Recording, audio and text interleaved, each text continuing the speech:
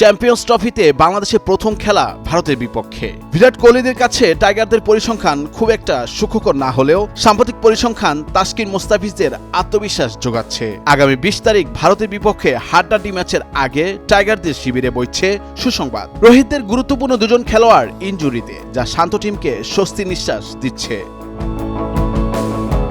টুর্নামেন্টের এ গ্রুপে বাংলাদেশ, যেখানে তাদের সাথে রয়েছে ভারত, পাকিস্তান, নিউজিল্যান্ড। কোহলিদের বিপক্ষে মাঠে নামতে প্রস্তুত শান্ত বাহিনী। এরই মাঝে একের পর এক তারকা খেলোয়াড়ের চোট ভোগাচ্ছে ভারতকে। পায়ের আঘাতের কারণে পুরো টুর্নামেন্টটি খেলা অনিশ্চিত। সময়ের অন্যতম সেরা বোলার জাসপ্রীত বুমরাহ, যা বাংলাদেশের জন্য স্বস্তিদায়ক বটে।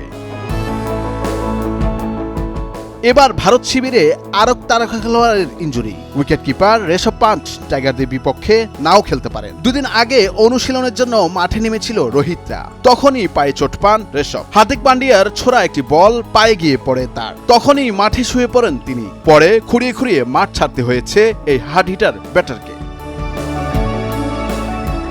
এর আগে এই হাঁটুতেই ভয়াবহ গাড়ির দুর্ঘটনার শিকার হয়েছিলেন এই ব্যাটার। তবে অফিসিয়ালি কোনো ঘোষণা না দিলেও বাংলাদেশের বিপক্ষে তিনি যে খেলতে পারবেন না সেটা বলাই যায়। শান্তদের জন্য এটা সুখবরই বলা চলে, কারণ ঋষভ পান্টই বাংলাদেশের বোলারদের দুশ্চিন্তার কারণ হতে পারত।